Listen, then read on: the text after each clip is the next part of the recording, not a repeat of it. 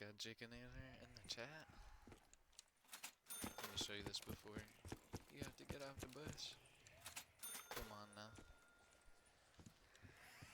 I still gotta fix the roofing, but keep that light in though.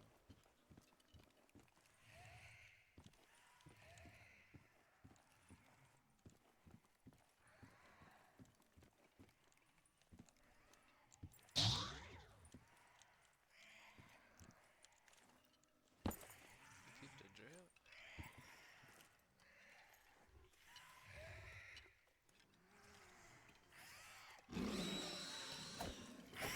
Double points.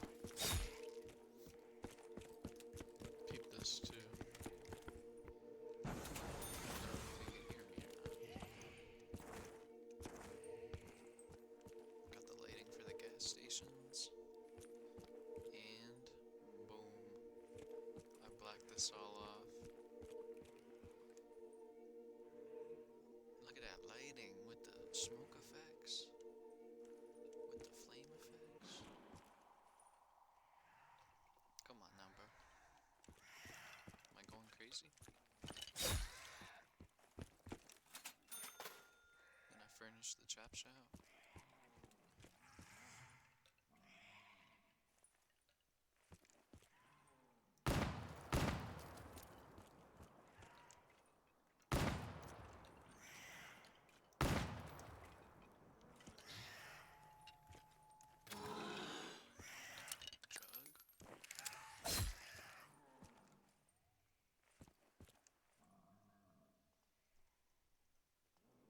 Gotta fix the lighting right here because of like the shading cuts off right there.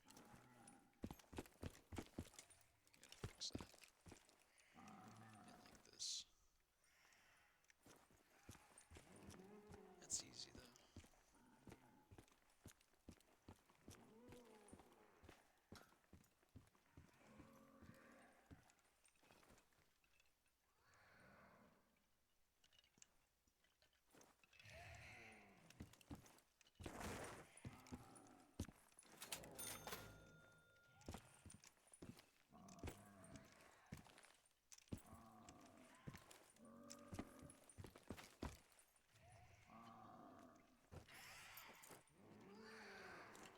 We're basically done now.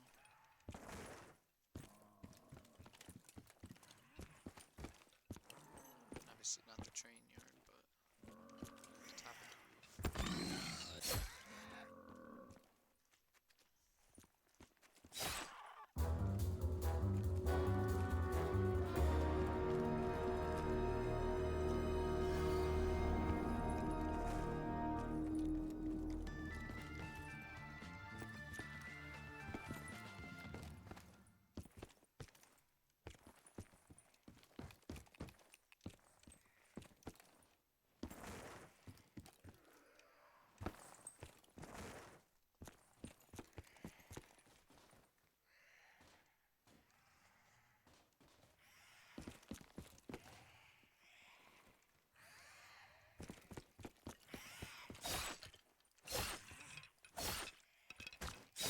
That's what I gotta do, figure out where to put some barricades.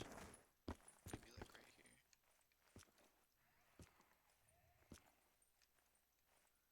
I could have them come from right here, maybe. I'm thinking like right here, actually. Have this gate broken, and then they walk or jump through it.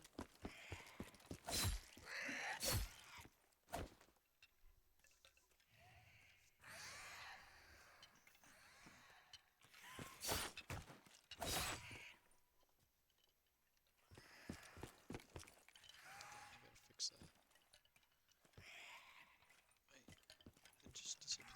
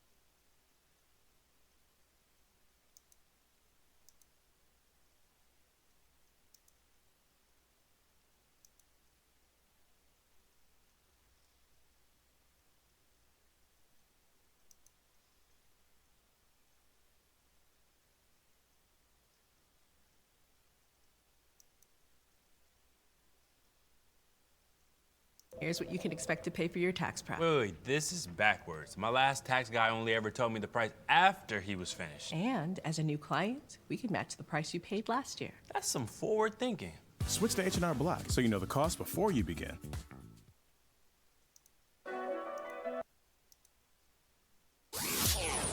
Base Negative Squad. We annihilate music. Let's go. There's evil in New York.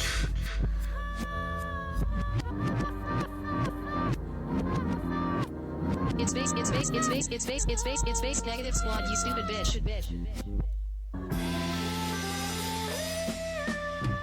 Who killed JFK? Who killed MLK?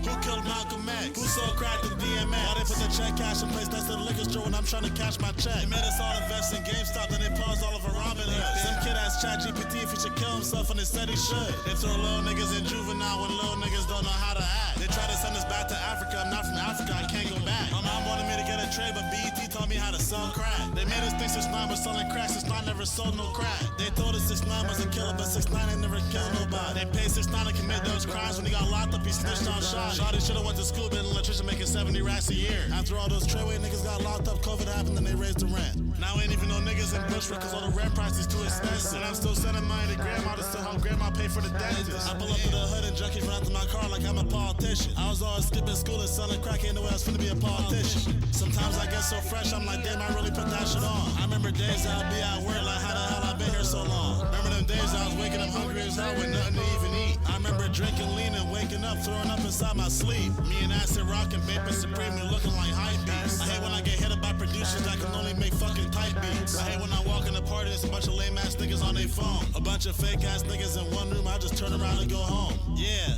Who killed JFK? Who killed MLK? Who killed Malcolm X? Who sold crack to DMX? Mom got mental health problems, he can't even get a disability check. Damn. How everyone autistic now, that don't make sense. How I'm getting money now but still be stressed. Why they hate on us when all we did was bless? If you heard some real shit, it came from BNS. If you heard some real shit, it's probably shit I said. I'm having crazy dreams when I lay my head to rest. In my crazy big bed, it costs a big check. I'll sell the flies even when I'm in a tee and sweats. No one happy cause they all focus on bullshit. You need some bitches and some money, not a therapist. You need the gym and vegetables, not no medicine. The way the haters move online, so embarrassing. The way they switch up on the team, so embarrassing. We tried to put you on, I guess you wasn't hearing it. They dropping bullshit music, no one hearing it. They'll say they love you 1,000 times, never meaning it. This is real bass shit, I say preaching it. A&R telling Dave, bless the same fact. That's why I won't sign, they'll really kill you for a sec. They'll have you do some evil shit just to get a bag. The CIA has had links to organized crime like forever. There's all sorts of things all throughout history. Bad guys being used by the CIA, being protected by the CIA. And that's what there was a story that was worked on by these two reporters in the mid-'80s that said how the crack was actually getting to the streets was these Nicaraguan rebels who were backed by the CIA were actually the ones who were the big-time dealers. There was documentation that these reporters uncovered that the CIA knew that they were doing it and basically just kind of turned a blind eye. You guys need to know. I was rapping every fucking day, nigga, just to get better. Trying to make a way and get paid, I'm trying to see some real cheddar. My homie ate ramen noodles all month, he started to shit blood. They blunt still on IG, sending host thousands trying to find love. Sometimes I feel like Dave Blunt, sometimes I feel like I'm the trick. Sometimes I feel like she don't love me, she just like the shit I get. Niggas think they rapping with me, they can't even afford a verse. I'll smoke a nigga in the hospital while I'm dressed up like a male nurse. If you wanna ball, then you gotta lock in and stay focused. If you wanna passion me, you gotta run around and then get open. I was frontin' 40s to grown men that was pushing 30. My homie moved the rock out in LA like he was James Worthy. Why they fuck with Ray Sherman but they don't fuck with Slim Jimmy? Why be real bitches out here running around with fake titties? If you wanna ball, then you gotta be real just to hoop with me. My gay plug look like Eve's tumor and he gonna sell some boot to me. I got a sexy bitch and she gon' jump up in the coop with me. They tried to sell me pink cocaine, I said that shit's not new to me. I'm somewhere low, smoking strong, wrapped up in the Balenci sweater. I can't harbor hate inside my heart, but that's cause I'm a money getter. Matter of fact, no, if I see Boogie, I'm gonna whoop his ass, bro. You should never did that to Lil B, bro. Right. Huh? Lil B Why would you assault him? I've been rapping for a minute, yeah, I'm trying to get my money up. Pull up to the function, yeah, you know I'm coming fly as fuck. They copy all our moves, cause they wanna be like us. You follow everyone I follow, man, that's weird as fuck. How you know my lawyer, when I don't post about him? Lately when I do some shit, I just don't post about it. Old friends was acting bummy, couldn't stay around it. They mad I bossed up and put the babe on my fabric. They wanted me down bad, never living lavish, but I don't work like that. If there's something that I want, I gotta have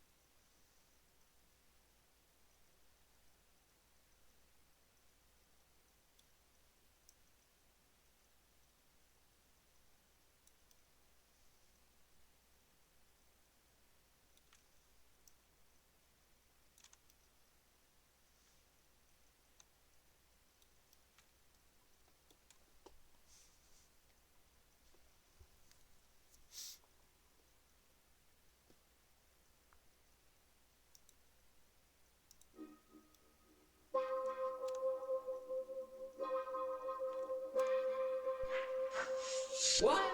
For real? Crazy, huh?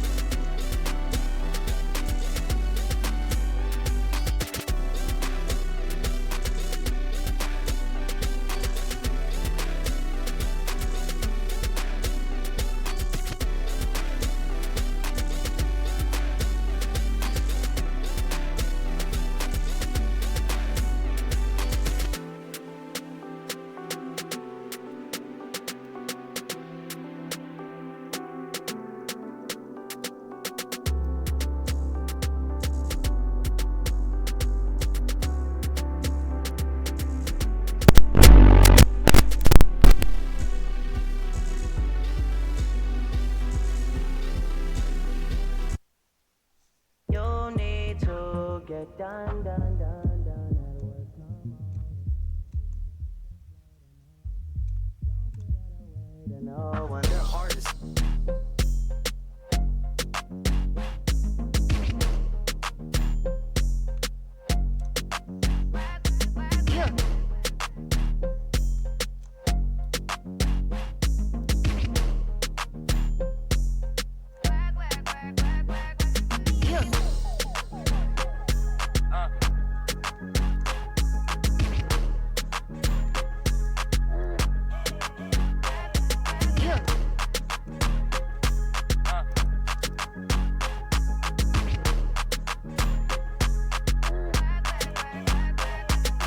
Excellent.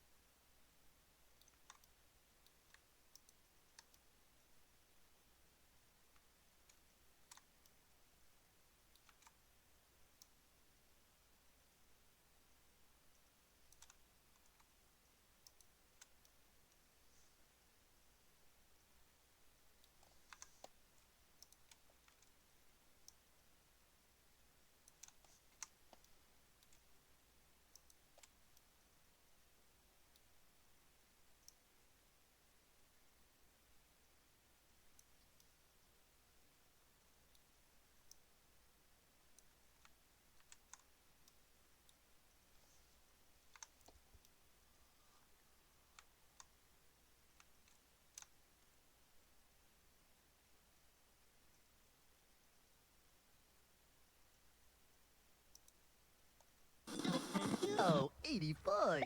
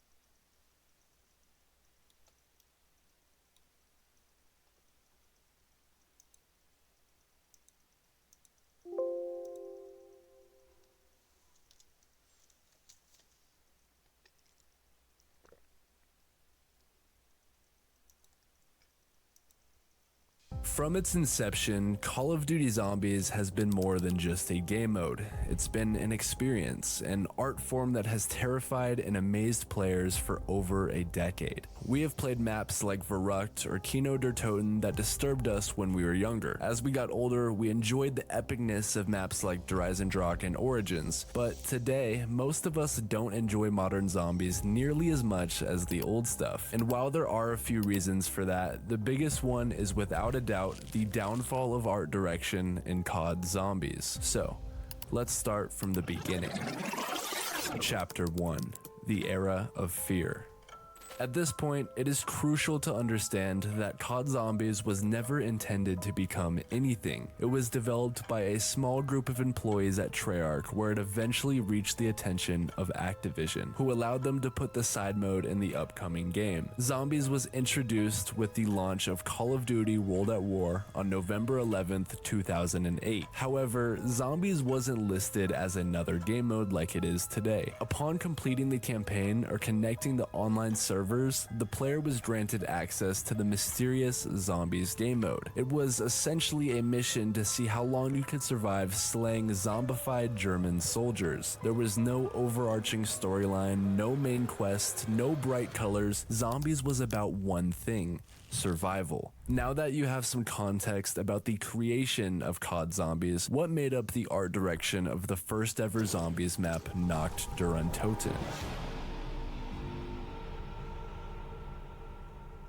The German name Nacht der Untoten translates to English as Night of the Undead, which perfectly describes the map. The player is suffocated in a small bunker occupied by German forces within an abandoned airfield. Perks and Pack-a-Punch were not yet created, leaving wall buys and the mystery box as the only form of protection. There truly is very little to Nacht der Untoten, just the player and their rapidly growing anxiety as the rounds increase. As far as art direction goes, the lighting of the map is very grim.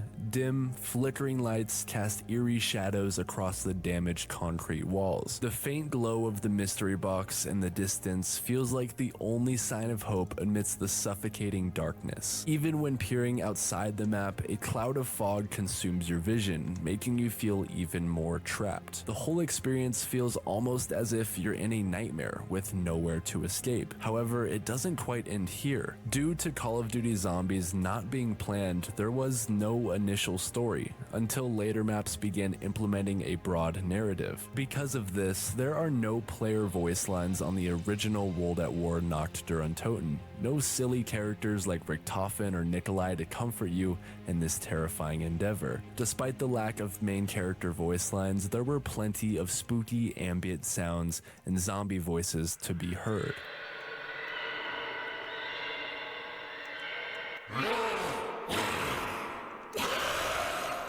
Early on, Treyarch leaned heavily into the anxieties of early zombies, which gets even more extreme in the very next map.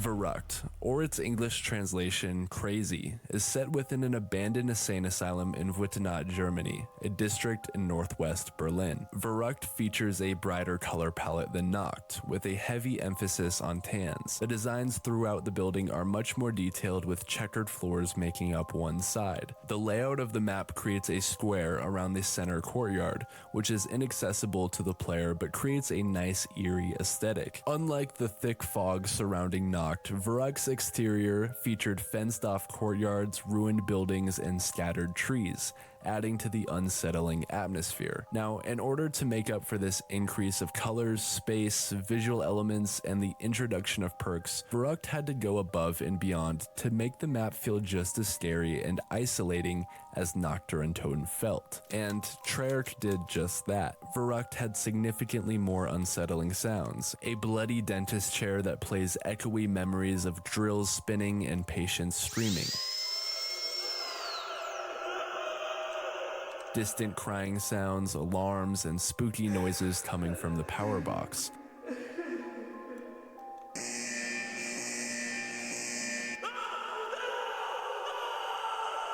On top of this, the map was more difficult than Nacht. While Verrückt wasn't drastically larger, its narrow hallways and sharp corners made movement more claustrophobic and unpredictable. The isolation of the map expanded even further for co-op. Players within the same game would be split up from spawn, having to open the majority of the map to reunite with each other. Gameplay choices such as this describe exactly how Zombies was intended to feel in the beginning. The developers wanted to incite fear into the player, making them feel isolated and uncomfortable. At this stage, Zombies was truly about horror, and it's no secret why Verrückt is usually described as the scariest Zombies map. Following Verrückt, Treyarch moved in a much different direction.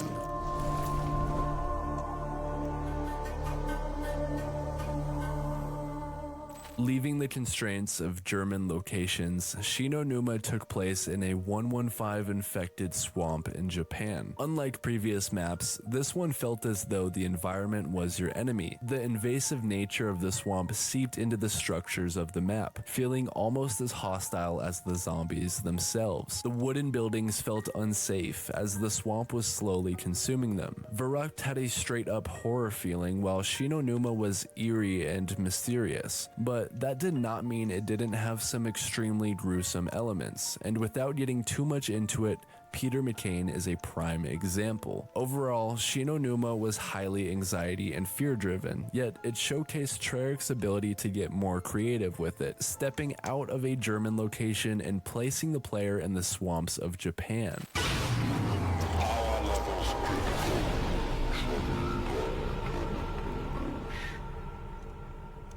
The fear continues into Der Riese, mostly due to its great innovations. This map introduces a variety of staples in the Zombies fandom, including Pack-a-Punch, the Monkey Bomb, teleporters, and more. The new innovations brought a complexity and scale to Zombies we have not yet seen, making a game mode built on overwhelming the player even more overwhelming. Despite introducing new mechanics, Der Riese maintained a haunting tone.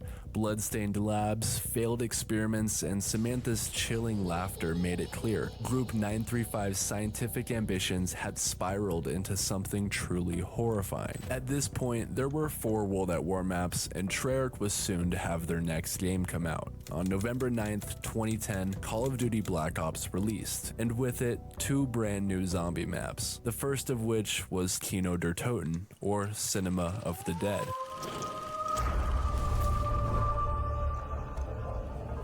This Zombies experience was actually intended to be in World at War, but the developers decided it would make more sense as the first map in Black Ops. The Cinema of the Dead is another map taking place in World War II Germany, this time in an abandoned theater. Despite being in a brand new game with higher quality gameplay and graphics, Kino der Toten was extremely similar to its World at War counterparts. It's a German facility overrun by zombies, and as far as innovation goes, it doesn't add too much from the previous game. However, the one aspect that Kino innovates in is its design creativity. The first 3 maps in World at War were excessively straightforward. Nacht was a tiny 2-story bunker, Verrückt was a 2-story building molded into a square, and Shi no Numa was a small swamp connected by the building in the spawn room. Der Riese, and specifically Kino der Toten, created much more complex layout designs. For example, Kino has the spawn room with the beautiful iconic staircases. It also has the main stage room and even a little side area in the alley. Kino feels much more like a complete location compared to the sectioned off areas of previous maps. At this point, Zombies was no longer a fun little side project. It had morphed into a fully fledged game mode. Despite all this newfound creativity, the developers did not take any steps back in the fear department. The unsettling sounds and frightening ambience was still there,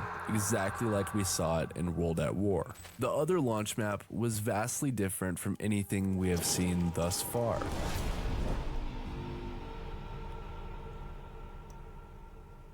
Five took zombies into a popular real-world setting for the very first time. the Pentagon. While it wasn't as destroyed as Kino or Verrucht, this map was far from pristine. Bloodstains, bullet holes, and shattered glass told the story of a government facility that had fallen into chaos. The aesthetics were moved far away from the desolate horrors of the previous maps and shifted into a much different form of fear. While 5 had some open areas like the spawn room and war room, much of the map forced players into tight corridors and labs. These confined spaces, combined with aggressive zombie spawns, made 5 feel extremely suffocating. It was exceptionally hard to feel safe within the Pentagon. In fact, one of the main forms of travel revolved around getting in a slow, compact elevator, which was obviously very risky when dealing with hordes of zombies. On top of this, the teleporters were also difficult to deal with. Unlike previous maps, 5's teleporters sent players to semi-randomized locations, making escape routes unreliable and often putting them in worse positions than before. Still, 5's hatred of the player was not done there. This map also brought in the Pentagon Thief, a sly figure who sprinted at you with the sole objective of stealing your weapon. While offering a fun and unique mechanic to the map, it helped contribute to the player's fear. It brought a whole new version of challenge to the zombies mode. Overall, 5 wasn't quite as fear-inducing as some of the World at War maps in terms of aesthetics, but the gameplay was becoming more and more complex, and still was fairly challenging, which continued Zombies' early goal of fear, but it also marked a shift, moving away from pure horror and into high-stakes, strategy-driven gameplay. This was only the beginning of the mode's evolving identity.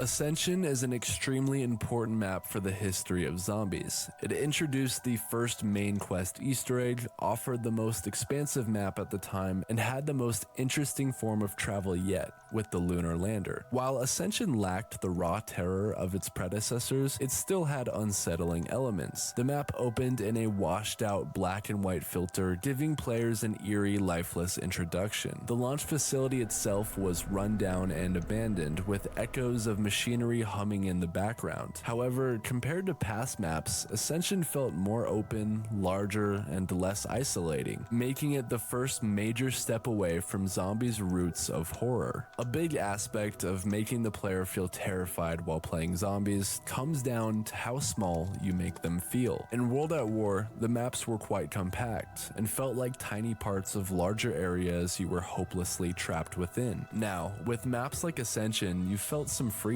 It was largely outside, felt big in scale, you could fly over the map, and there was a main quest, effectively beating the game for the first time ever in Zombies. Ascension truly acts as a turning point in COD Zombies.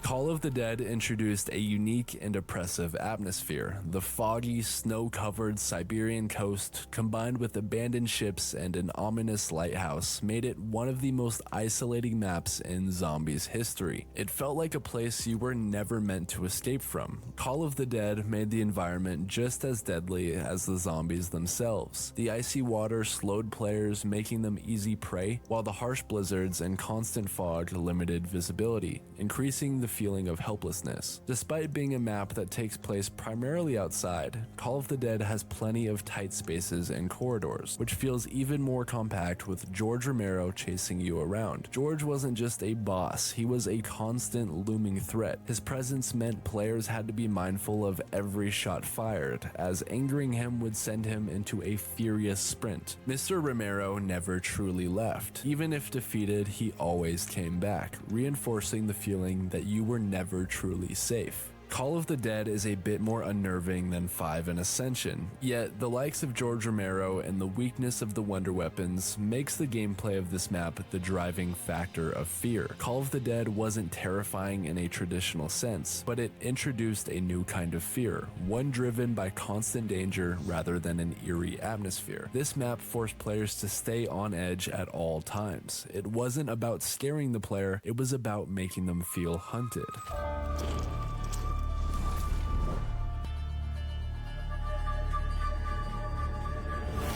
Shangri-La fully embraced the idea of the map itself being an enemy. The temple's shifting pathways, deadly spike traps, and unpredictable mud pits constantly worked against the player. This was not a map that encouraged free movement. It forced players to adapt on the fly, adding another layer of difficulty to the ancient temple deep in the Himalayan mountains. As far as design goes, Shangri-La was the first zombies map to take place in broad daylight, a stark departure from the dark and grim locations of the past. However, the vibrant setting didn't eliminate fear, it simply reshaped it. The claustrophobic jungle, the temple's tight corridors, and the overwhelming presence of shriekers and napalm zombies made players feel stuck in an ancient death trap. Unfortunately, graphics at the time were a bit too underwhelming to create the atmosphere that was likely intended for this map. It's brighter, yet still dull. Thankfully, on the other hand, the Black Ops 3 version in Zombies Chronicles did eventually do its atmosphere justice. The Black Ops 1 edition still has plenty of fear-inducing elements within the gameplay, but this map took a massive step away from the fear aesthetics. Within the last few maps, Easter eggs had increasingly become more prominent, and making the player feel scared and uneasy was less of a focus. These emotions of fear and anxiety were still here, but mostly because of the difficulty and learning curve that each map had. In World at War, the maps were very straightforward, but each one since Der Riese took another step towards complexity and a step away from fear. The game mode was changing rapidly, and the next map pushed boundaries that no one ever thought would be possible for Call of Duty Zombies. Chapter 2: The Era of Maximalism. In case you are unfamiliar with the term maximalism, it essentially takes the common phrase less is more and replaces it with more is more, and DLC 4 of Black Ops 1 describes this idea perfectly.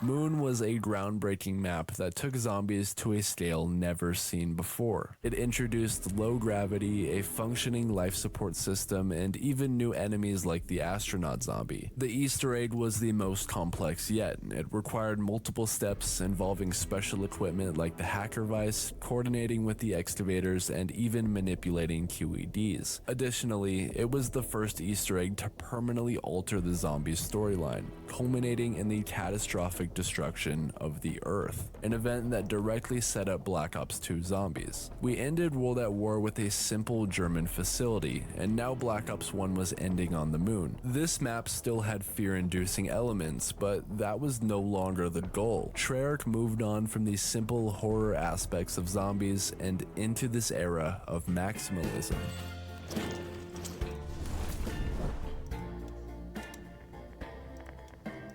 Black Ops 2 brought a host of new features. Buildables, permaperks, the bank, and even new game modes. The launch map Transit also pushed the maximalism of this era into new heights. The biggest map ever took place in Hanford, Washington, and introduced features never before seen like the bus. Even though parts of the map were creepy, such as the dense fog and the cornfields, the map itself wasn't trying to terrify the player like it had in the past. This new era was in full swing, and complex gameplay was now the purpose of zombies. In fact, Treyarch even took it too far. Transit was overly large, and due to graphical limitations, the developers were forced to put debilitating fog, lava, and denizens to slow down the player. Other innovations, such as buildables, were unique, but quite tedious, as you could only hold one part at a time. Transit was so focused on being maximalist that it made some questionable innovations, causing the art direction to suffer quite a bit. Despite having great moments like Town and the Diner, the overall atmosphere of the map was a brown, foggy mess. Despite launching with Transit, Black Ops 2 also offered Nuketown Zombies for Season Pass buyers. This experience was a zombified version of the classic multiplayer map Nuketown, set after the nuke went off right outside of the town. While holding maximalistic aspects, such as the crazy concept and giant crater right outside of the map, it was relatively tame for this era. Nuketown Zombies is rather forgettable and doesn't add much to the tremendous catalog of Call of Duty.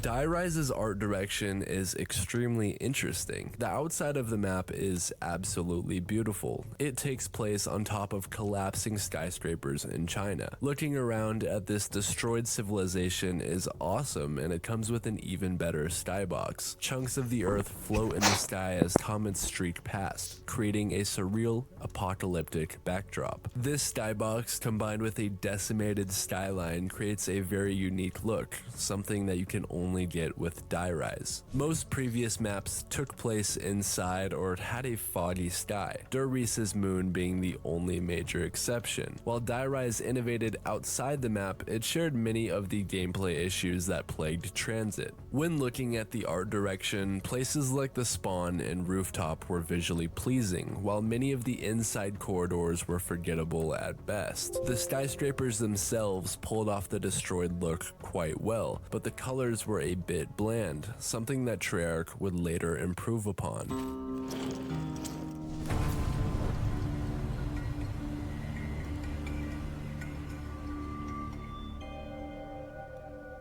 Buried's maximalism is mostly due to its concept. This map takes place in a buried old western town under a collapsing mine in Africa. Now, if you've never played this map, I'm sure that made absolutely zero sense. To summarize, after the events of Moon, where we blow up the Earth, the tectonic plates shift from the nukes, somehow transporting this western-style town into the depths of an African mine. That idea is absolutely insane, and I'm glad Treyarch was able to conceptualize it. The art design creates a nice contrast between the mine and the Wild West theme. The wooden, dust-covered structures of the Old West sharply contrast with the modern mining equipment and underground cave systems, ultimately giving the player the feeling that this combination should not exist. Set pieces such as the maze, the ghost mansion, and even the giant Arthur adds to the map's chaotic fun. At this point, Call of Duty Zombies is far into the maximalist era, leaving fear and anxiety largely out of the mode. Buried helps solidify this due to its goofy, over-the-top nature, something that we could never have received in World at War. There is still a spooky ambience and unsettling sounds within these Black Ops 2 maps, but it's less common and less unsettling.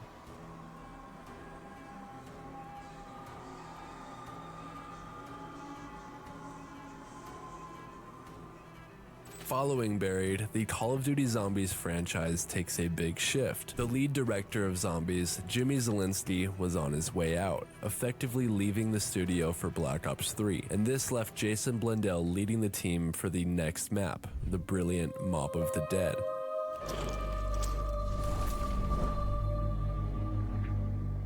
Mob provided the community with a great storyline, atmosphere, and surprisingly a good amount of fear. It was truly the last point in Zombies history where fear was a large part of the design. Unsurprisingly, a zombified Alcatraz prison was scary. The gory set pieces, blood-painted messages, and horrific ending were all extremely important to the aesthetic of the map. It felt like for the first time in years, Zombies was going for a fearful art direction again. But in my opinion, this map combined the era of fear and maximalism perfectly, which is why it is considered one of the greatest maps of all time. The maximalism itself can best be seen through its horrors. The grotesque imagery of decay and death is pushed to the extreme, reinforcing the map's nightmarish setting. A giant zombie warden and prison guard zombies with glowing red eyes is nothing we would have ever seen in World at War. Yet, in some ways, it was even scarier. Unlike earlier maps that focused on survival horror, Mob of the Dead's fear was psychological, rooted in themes of eternal punishment and despair. The prison itself felt alive, trapping the characters in an endless cycle of torment. The dark, foggy scenery greatly added to this desolate feeling, and within the famous prison, COD Zombies finally brought back the unsettling ambience of the past. Overall, Mob of the Dead took the fear era and combined it with the maximalist era, creating an over-the-top, terrifying Zombies experience, which was a major reason why this map is so loved by the community.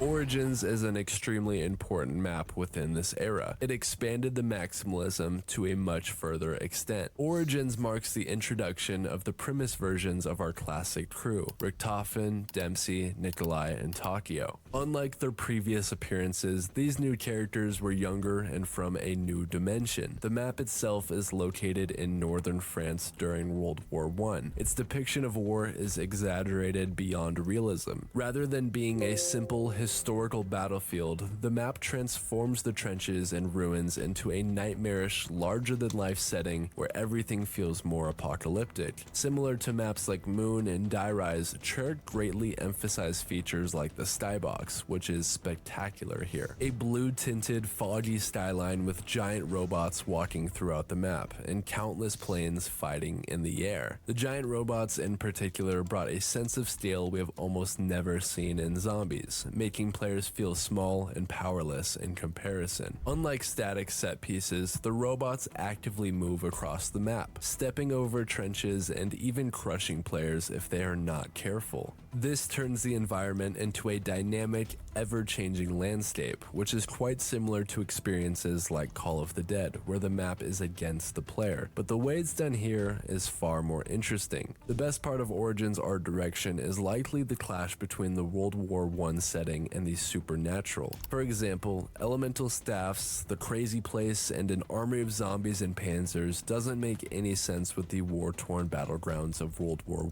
I. Yet, Origins combines these ideas in an extremely interesting way, using element 115 to create something that is so uniquely Call of Duty Zombies. It is no surprise that many believe this map was the height of the game mode. Black Ops 3 Zombies was now here, and the community was desperately waiting to see what the launch map would be. And personally, I believe Shadows of Evil has the greatest art direction in Zombies history.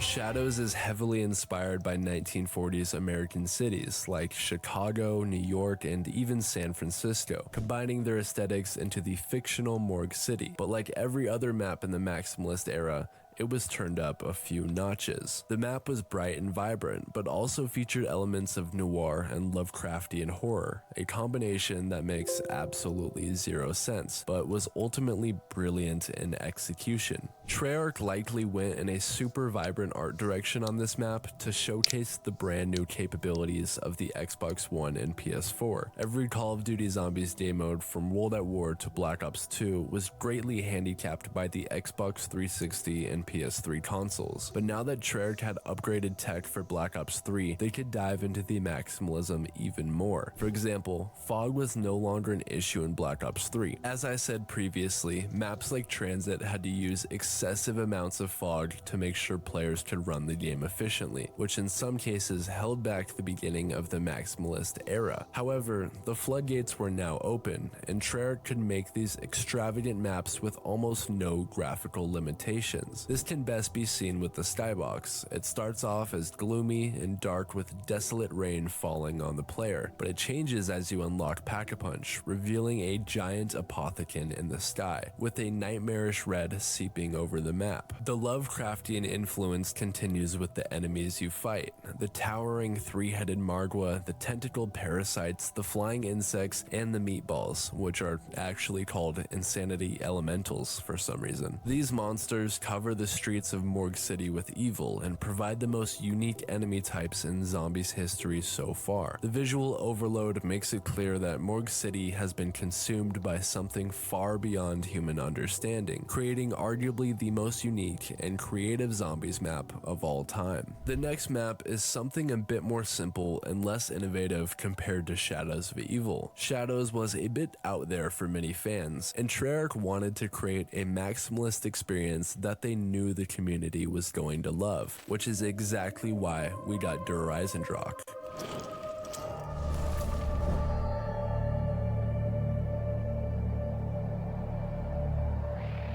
But before we take a look at this fan favorite map, I would ask that you consider subscribing to my channel. It lets you know the next time I upload a Call of Duty Zombies video, and it lets me know that you're enjoying these videos. So thank you. Anyways, let's take a look at the beloved castle in Austria. Prior to Black Ops 3, I would never use the word beautiful to describe a zombies map, but Shadows of Evil and specifically Der Eisendrache are absolutely gorgeous. It is set in a medieval castle high atop a snow-covered mountain, inspired by the real-life Hohenwaufen Castle in Austria. Overlooking a vast valley, the map conveys a grand sense of scale, making players feel both powerful and insignificant at the same time. The city below appears distantly far away, and the other mountains in the distance look huge. The snowy aesthetic and rolling clouds provides a very pretty skybox, which looks even more appealing with the nice blue tone covering the outside portions of the map. The blue hue becomes even more impactful once it's combined with the 4 elemental wonder weapons. Playing Der Eisendrache with a squad of 4 players ignites the atmosphere with light blues, oranges, deep blues, and purples, making the whole experience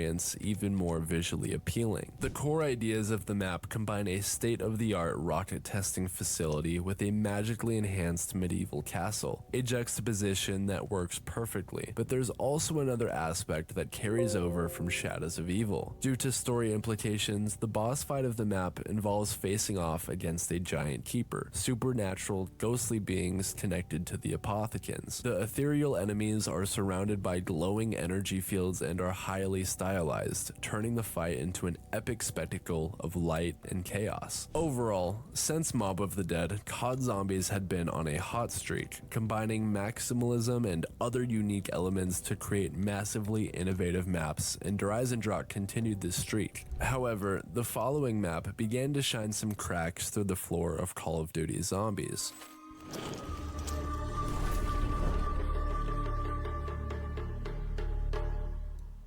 Set in a lush, mysterious tropical island in the Pacific, Zetsubo no Shima essentially took the ideas of Shinonuma and multiplied them by 10. Where Shinonuma's environment was subtly hostile, Zetsubo no Shima makes nature an outright enemy. The overgrown plant life doesn't just obstruct movement, it spawns mutated thrashers, spreads toxic spores, and corrupts the very air you breathe. Nature in this map is not merely a backdrop, but an active participant in the chaos. There are crash planes, abandoned facilities, and nature infested in every single corner of the map. The maximalist art direction ensures that every element from vegetation to eerie environments feels alive and overwhelming. Zetsubo no Shima is not a map where you feel isolated, instead you feel overwhelmed. Even the 2 bosses on the map are deeply affected by the environment. The giant spider is enlarged and enhanced by element 115 on the island, and so is the other boss fight, Ultimus Takio, who is essentially turned into a giant thrasher, locked within a prisoner's cell. As far as coloring goes, this experience is exceptionally green, even within the enclosed parts of the map, where all of the experimentation takes place. Zetsubo's art direction is well executed just like the other Black Ops 3 maps thus far, but in my opinion, the ideas here weren't as appealing as the grandiose nature of Der Eisendrache and Shadows of Evil.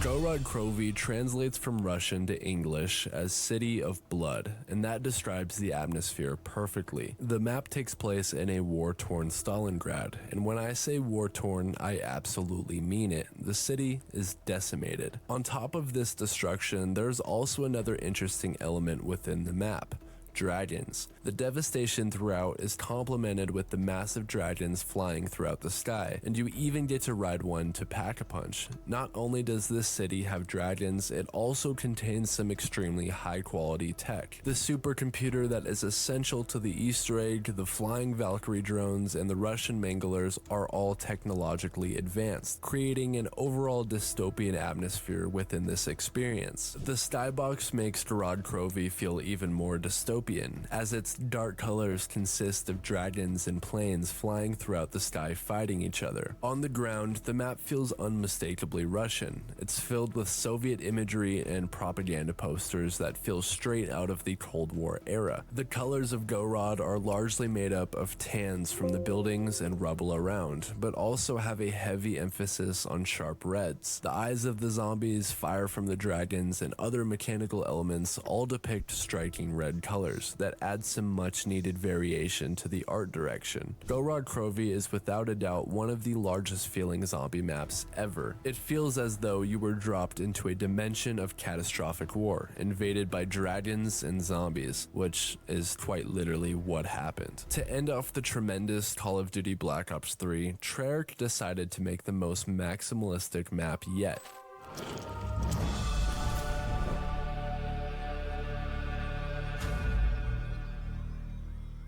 Revelations was very unique as it combined the loved parts of many different popular maps. Shangri-La, Der Eisendrock, Kino der Toten, Mob of the Dead, Origins, Nacht der Untoten, and Verrückt were all main parts of this experience, ultimately creating an environment merged together into extreme chaos. The dark blues highlight the interdimensional location of Revelations, creating an atmospheric masterpiece. The sky above Revelations is filled with cosmic horror, as asteroids drift through space and a giant apothecon monster looms menacingly, with its belly housing the Pack-a-Punch machine, one of the map's many surreal features. Revelations handles contrasting colors perfectly. The vibrant blues of the map blend nicely with the yellows found inside the belly of the beast. The maps within Revelations are not just imported and exported versions from before. They have uniquely adjusted layouts and other small changes to certain areas. They also flow beautifully between one another.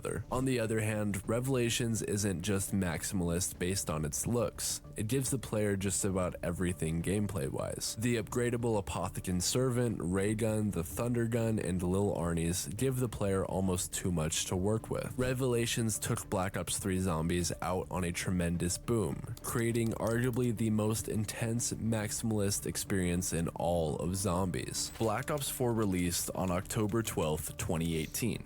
At this point, Call of Duty Zombies was coming off of the immense hype that was Black Ops 3 and the Zombie Chronicles DLC, which was the most popular gaming DLC ever for a couple of years. With this hype and attention, Treyarch wanted to do anything and everything to capitalize on their recent success. They aimed to make BO4 bigger and better than ever. They created more maps with larger Easter eggs and extremely maximalist atmospheres, but they were a bit conflicted, misusing their influence. They decided to split Black Ops 4 into two parts, the Chaos and the Ether storylines, each containing 4 maps. The Ether storyline would be a continuation of where Revelations left off, and the Chaos storyline was something entirely new. Either way, Treyarch was experiencing some internal conflicts on which direction they wanted to move Zombies forward. From the perspective of art direction, it makes more sense to understand the Chaos maps first, before looking at the final 4 Ether maps. So the very first BO4 map we will cover is 9.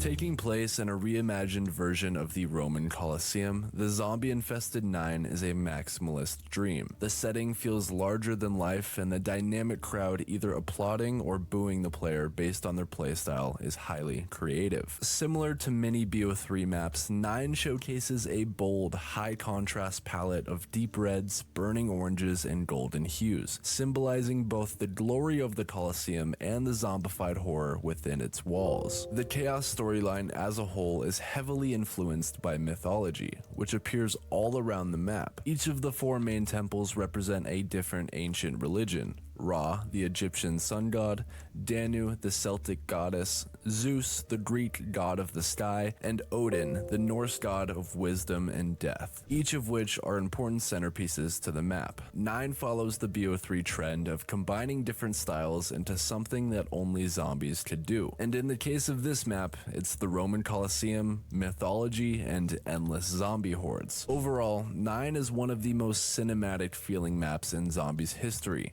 from the chanting crowd to the bright movie-like colors and the phenomenal setting. Also, the new enemy types are unique and create a learning curve while playing in the unsettling underground regions. 9 served as the perfect introduction into the Chaos storyline. The following Chaos map, while being maximalistic, went about it in a very unique way.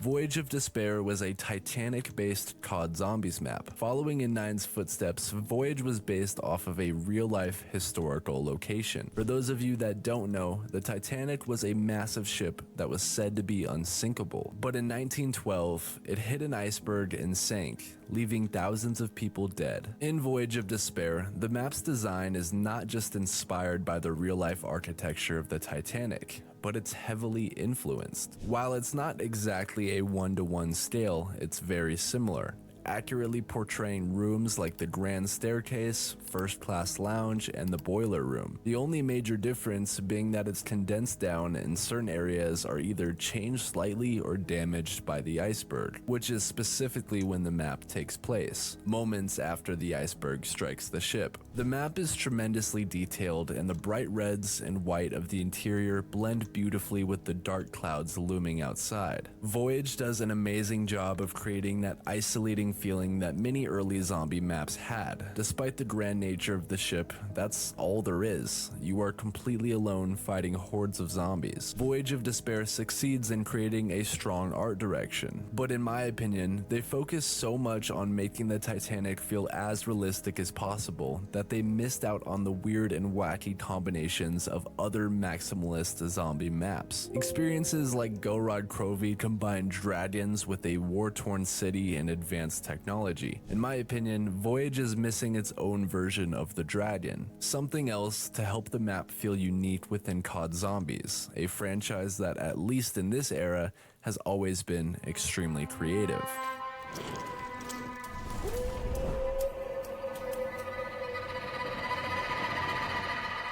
Dead of the Night is once again set in 1912, but this time in a lavish mansion in England. The outside regions are dark and gothic, with a bright and lively mansion centerpiecing the play area. The structure itself is grandiose and feels large enough to house hundreds of guests, holding extravagant staircases and art rooms. The luxurious designs continue on with the beautiful rugs, bookshelves, and dangling chandeliers. All of this rich interior design contrasts nicely with the eerie fog, dim candlelights, and dense woods of the exterior. As a whole, this map feels dense and cluttered, with Treyarch filling every corner in with tremendous detail. The many tight spaces of Dead of the Night make facing terrifying mythological creatures such as the Nosferatu and werewolves an absolute nightmare. They are quick and agile, keeping the player constantly on edge and moving. The maximalist nature of Black Ops 4's DLC 1 is not only found in the art direction,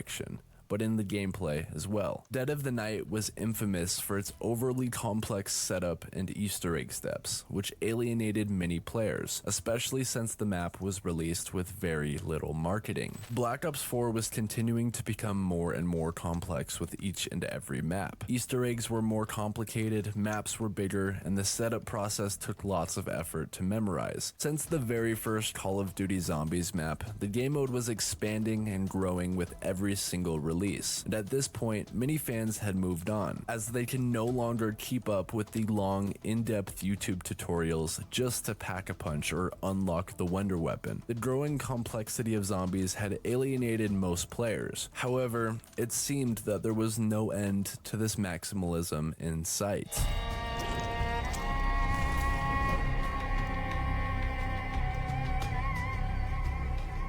Ancient Evil was the final release of Black Ops 4's Chaos storyline. Set in the ancient fictional Greek city of Delphi, this map was beautiful from top to bottom. The famous Greek architecture is absolutely stunning. Giant statues of Greek gods, towering pillars, and spectacular marble structures make up one of the most visually stunning zombie maps to date. The diversity in color palette is another major highlight of this art direction. The main section of this map is on the brighter side with tans, greens, faint reds, and blues. However, when you fly the Pegasus that takes you to the center of the world, the atmosphere completely changes. The faint vibrance of the main map is traded for a dark, magnificent pack-a-punch room, highlighted by vibrant reds and decimated Greek architecture. The wonder weapons of this map perfectly added to the theme. They were gauntlets that each harnessed extraordinary power from a specific Greek god or goddess, specifically Hemera, Uranus, Gaio, and Charon, the ferrymen of the underworld. The final map of the Chaos storyline is tremendous and grand in scale, causing fans to wonder why this was the end of a short-lived era. Following the Chaos maps, Black Ops 4 had to conclude the Ether storyline with the final 4 maps, the first of which was Blood of the Dead.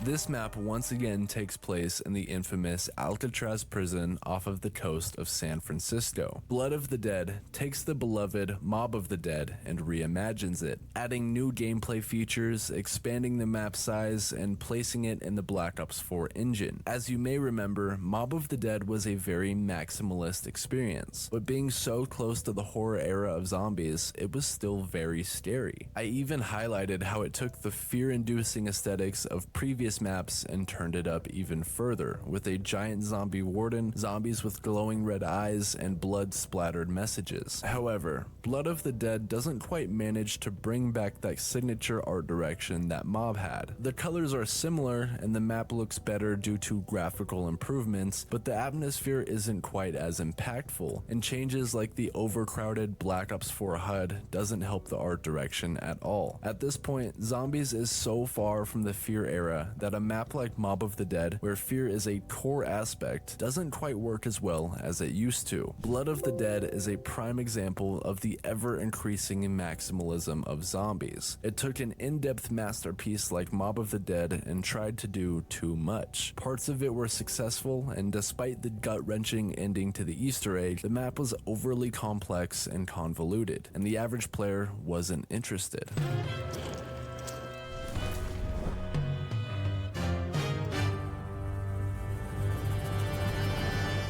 Similar to Blood of the Dead, Classified was a reimagining of another Zombies map taking place in an important historical location. This one was of course the Pentagon in Washington, D.C. This reimagining had many of the strengths and weaknesses we saw in Blood of the Dead. Classified was a graphically improved expansion of 5, with different gameplay features. While the original 5 felt as though a zombie outbreak had just begun, Classified makes the Pentagon look absolutely dismantled. The destruction is beautifully detailed, and just like all Black Ops 4 maps, the little things are done very well. Wires hanging from the holes in the ceiling, presidential portraits majestically hanging on walls, and vicious bloodstains soaking up the flooring. Classified even expands the confines of the Pentagon to Area 51's Groom Lake, which is where Pack-a-Punch is located on the map. Overall, this experience is far from the most maximalistic map in Black Ops 4, as it's still fairly similar to the original. Unlike other BO4 maps, Classified has no traditional Easter egg quest. Instead, players unlock the final cutscene, a crucial piece of the Ether lore, by surviving 150 rounds. The maximalism in 5 mostly has to do with the extra detail placed into these small corners and pockets of the map, showcasing how Zombies as a game mode has gotten much more complex since the early days of Black Ops 1.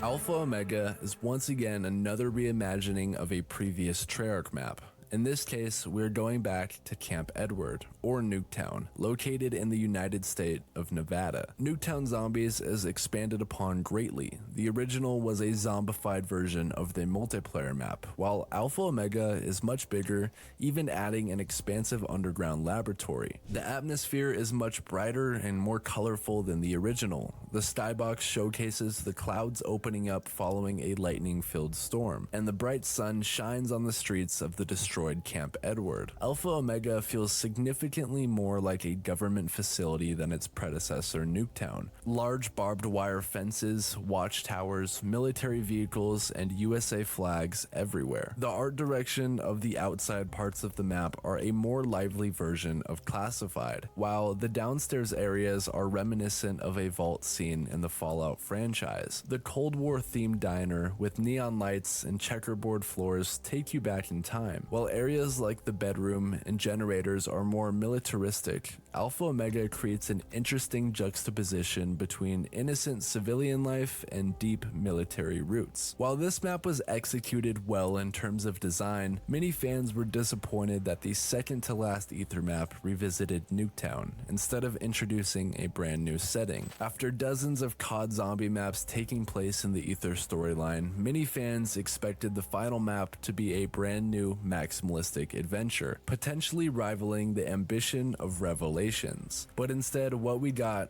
was, you guessed it, another reimagined map.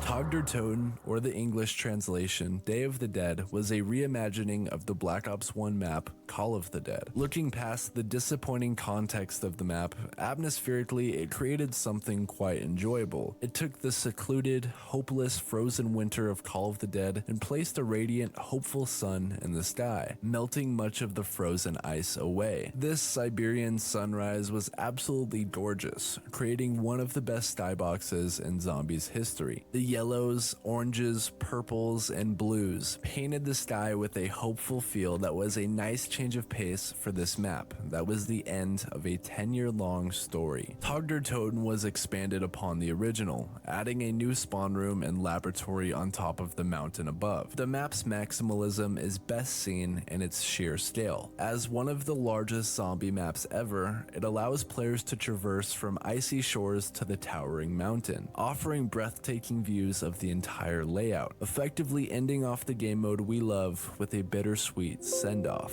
After making it through 5 Call of Duty zombie games, we have seen the franchise go from a simple survival quest to a complex mystery hunt. Black Ops 1 introduced Easter eggs, and by the time Moon came around, they were the main focus, while fear was pushed to the side. Black Ops 2 welcomed in extremely ambitious maps, with some failing miserably and others becoming the most loved in the franchise. Black Ops 3 continued building these more ambitious experiences, and with the help of new-gen graphics, crafted some maximalist masterpieces. Black Ops 4 continued to push forward, making bigger, more in-depth maps, but ultimately alienated the community. Treyarch spread themselves too thin. Creating 8 maps within one game was a tall task, and limited funding led to 4 of them being reimagined ideas to end off the beloved Ether storyline. On top of this, fans didn't gravitate towards the Chaos story. On both fronts, people were less interested in zombies compared to Black Ops 3. The game mode had become too much. Easter eggs were overcomplicated, maps were confusing, the maximalist art direction was still strong, but not as spectacular as in Black Ops 3. And most importantly, zombies no longer had anything to do with fear. By Black Ops 4, the game mode had nothing in common with its early days, which meant that a large portion of the core fan base moved on, and Treyarch was left with no choice but to change the game mode drastically. Chapter 3: The Era of Lost Identity. With the popularity of Call of Duty Zombies at an all-time low, the community was curious to see what direction the mode would take next. Would they continue with maximalism, go back to the nostalgic era of fear, or try something entirely new? That's a question that the upcoming Call of Duty Black Ops Cold War was going to have to answer.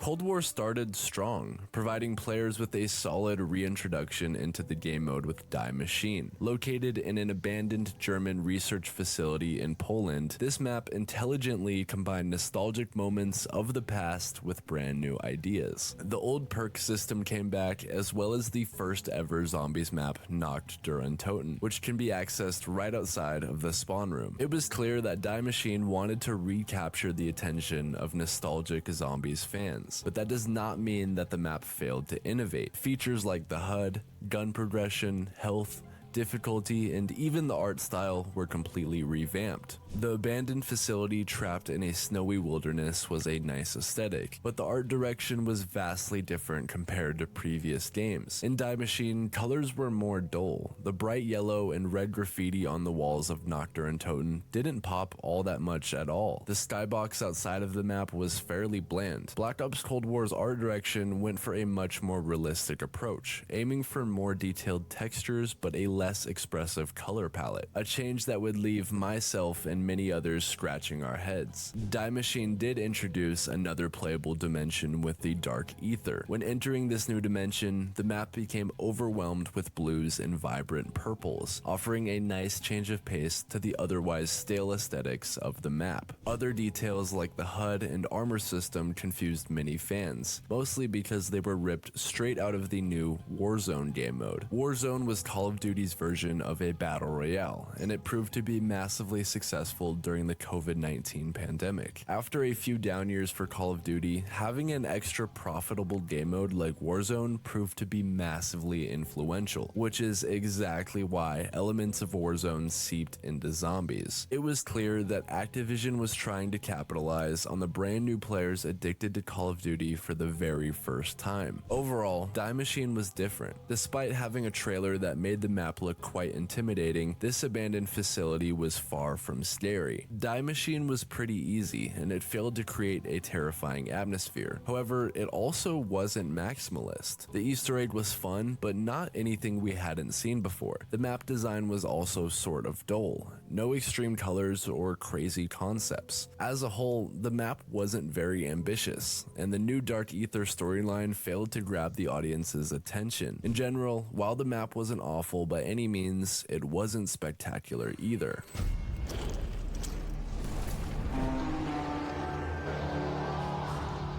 Following Die Machine, DLC 1's Firebase Z released. The spawn room of this map is quite pretty. Taking place in the Soviet Omega Outpost 25, Firebase starts off very intriguing. The skybox is a bright sun peeking through an overcast sky above the vast jungles of Vietnam. This small village is surrounded by towering mountains covered in trees. However, this village-like spawn room is quite small, and instead of expanding into an entire map, you simply teleport somewhere else, which is the actual Firebase Z. The Firebase itself is frankly quite ugly. The militarized Soviet structures are bland and colorless. The ground is muddy and brown. This lack of color and atmosphere still fails to strike almost any fear onto the player. World at War maps were almost exclusively ugly, but they used tight corners, frightening ambience, and challenging gameplay to make players feel fear. However, these aesthetics are seen nowhere on Firebase. Also, it's far from maximalist as well. It's a boring military facility we've seen time and time again. Unfortunately, just like Die Machine, the art direction is far weaker than Black Ops 3 or 4. On Black Ops 3, for example, Dreisendrach, Zetsubo no Shima, and Gorod Krovi all had government facilities within them, but they differentiate themselves so much atmospherically that it didn't matter. On Firebase Z, the facility is bland and feels uninspired. Apart from the pleasant rising sun within the skybox, the map does nothing to catch the eye of the player. Outside of the spawn room, there are very few redeeming qualities of this map's art direction, and at this point, Cold War Zombies felt uninspired and lacking artistic vision. A few weeks after Firebase Z, COD Zombies tried something entirely new, Outbreak, an open-world, objective-based form of zombies. And while I do find it quite interesting, I wanted to keep this video to round-based only,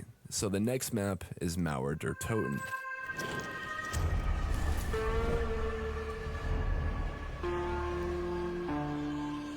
After a rocky beginning to this new era of zombies, Mauer der Toten proved to be a step in the right direction. Taking place in a zombie-infested Berlin, Germany, this map actually had a very intriguing atmosphere. The dark sky was overcast with a slight purple hue. The moon was glowing down upon the damaged cityscape. The orange vibrance of fire shined through the windows of multiple buildings. Neon signs lined the collapsing skyline that contrasted beautifully with the dark tones Legions of the Night. Unlike both Die Machine and Firebase Z, Mauer actually felt destroyed. The buildings were collapsing, massive cracks in the roads, and even mountains of destroyed cars were piled on top of each other. Mauer is also exceptional in layout. Spawning on top of an apartment building's rooftop showcases the gorgeous views of the map, but having the ability to travel to other rooftops, the streets below, and even underground lets you experience this damaged urban area in a fun, fast-paced manner. Overall, Mauer's art direction isn't among the absolute best in the franchise, but it's still very strong and worth acknowledging, showcasing that Treyarch hadn't completely lost their touch. The fourth and final Cold War Zombies map was extremely unique.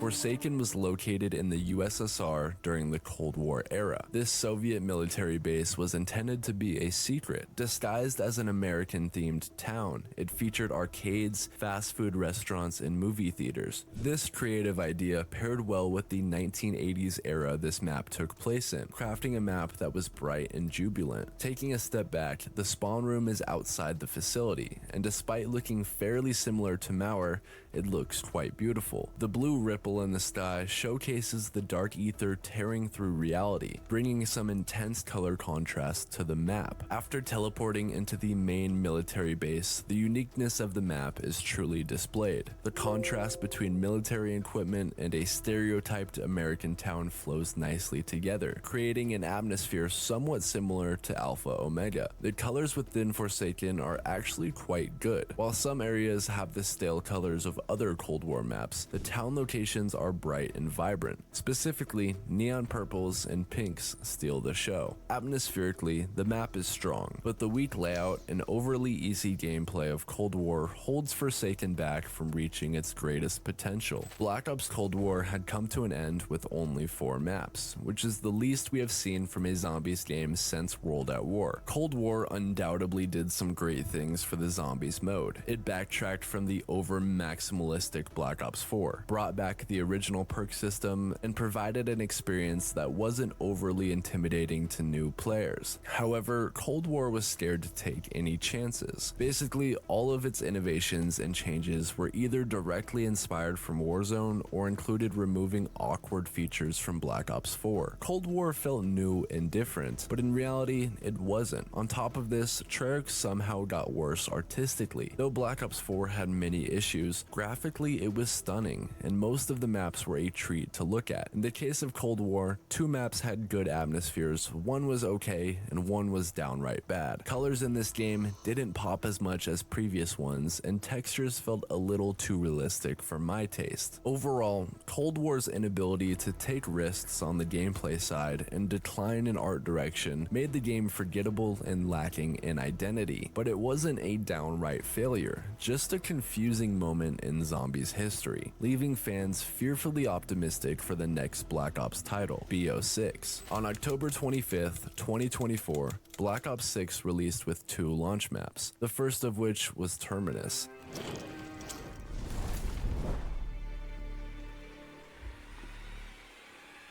Set in the Philippine Sea, this collection of islands were fairly interesting. The aesthetics of the advanced research facility and coal mines meshed together really well. Also, the dark and bleak atmosphere of Terminus was very strong, with rain constantly pouring down upon the player. Terminus was innovative in gameplay. Using boats to get around the chain of islands was something we hadn't seen before in Zombies, which technically created the biggest map of all time, if you include the playable ocean. While Terminus had excellent locations like the Biolab and Shipwreck, our introduction to Black Ops 6 was plagued with many of the issues seen in Cold War. The colors were a bit dull, and the atmosphere didn't feel nearly as grand as the Maximalist era. However, it was still an improvement over the previous game. There were far more little details to this map, like zombies that would be eating a deceased soldier before you enter a room, zombies stuck in cryo-freeze chambers breaking out and attacking you, and even a giant poison cloud that chases the player if they stay in the water for too long. Terminus felt as though it was trying to re-enter the Maximalist era, but lacked some of the passion and creativity that games like Black Ops 3 had.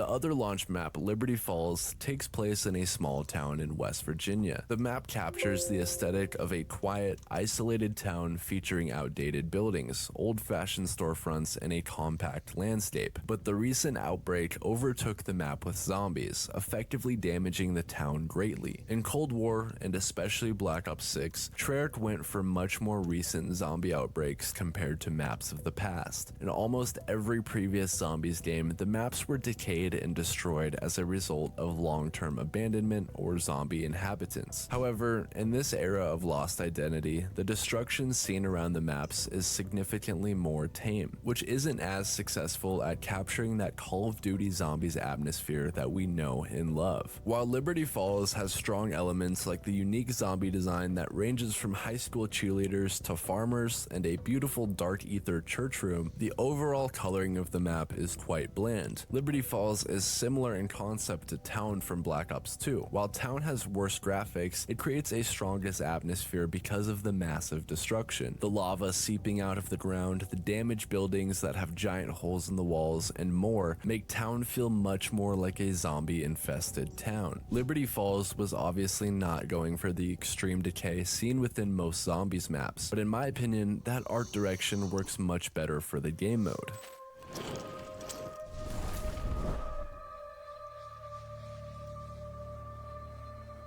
Citadel des Morts released as a part of Season 1 Reloaded on Black Ops 6, bringing back that castle aesthetic that zombies fans know and love. Taking place in a European castle, Citadel was conceptually similar to Der Eisendrache. However, it managed to create a uniquely strong atmosphere. Citadel was mostly brown and green. The colors once again did not pop as well as Maximalist era maps, but in this case, it made more sense. This map was an old run-down castle. Citadel was somewhat foggy and eerie, creating a sense of mystery zombies hadn't seen in years, specifically the spawn location. You load into the game eyeing the magnificent Guardian statue, and behind him is the Citadel itself, which is probably the best foreshadowing we've ever seen in zombies. Other locations, such as the courtyard that overlook the bottom portions of the village, are quite pretty. Unfortunately, the skybox is plain and forgettable, as it's overcast during the daytime.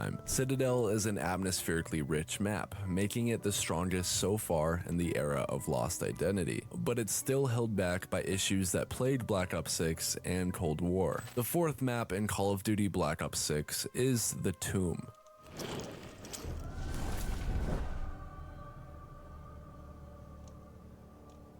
Despite mixed reception about the gameplay mechanics of this experience, the art direction is quite interesting. The spawn room takes place in a compact archaeology site. Following that, the player enters the tomb, which is full of countless skulls on the walls, ancient statues, hieroglyphs, and more. Then the player ends up in the temple, which is a stunning underground area filled with mystic energy. The tomb also features the dark ether, which offers the best skybox zombies has seen in over 5 years. The most impressive part of the tomb is how jam-packed it is with ideas, even though it's tiny. Every room serves an atmospheric purpose, which can't be said about many of the maps in this era. The only major issue with the art direction is a problem that affects all of Black Ops 6. The colors just don't stand out to the level that they did in Black Ops 3 or 4. In my opinion, this game needs a massive saturation increase on every map. In summary, the art direction of COD Zombies started strong in World at War, scaring players off with the unsettling tones of the maps. Black Ops 1 held on to this fear, but created more ambitious, complex ideas, taking zombies to the next level. Black Ops 2 shifted the goal of zombies away from fear and into maximalism, which led to some growing pains. Black Ops 3 further enhanced the maximalism with the help of the new and improved graphics, proving to be the peak of zombies in the opinions of many. Black Ops 4 expanded maximalism even more, ultimately making the game mode too complicated for most players. Following BO4, Black Ops Cold War reset zombies, beginning an era of casual gameplay and a lost identity of art direction. So far, Black Ops 6 has improved upon Cold War's ideas, but failed to bring back the impactful art direction that zombies used to have. Call of Duty Zombies is a game mode that was never meant to exist, but the passionate developers at Treyarch had a vision they wanted to bring bring to life. The mode quickly developed into something massive, spreading its influence among not only those within the gaming community, but even pop culture. Currently, Call of Duty Zombies doesn't know what it wants to be. It's still enjoyable, but not quite to the level of its glory days. Either way, Black Ops 6 has a lot going for it. Citadel des Morts is genuinely a great map, and the other 3 experiences are a lot of fun as well. Even Liberty Falls is enjoyable, which is exactly why you should go and watch my last video, The Biggest Lie in Zombies History.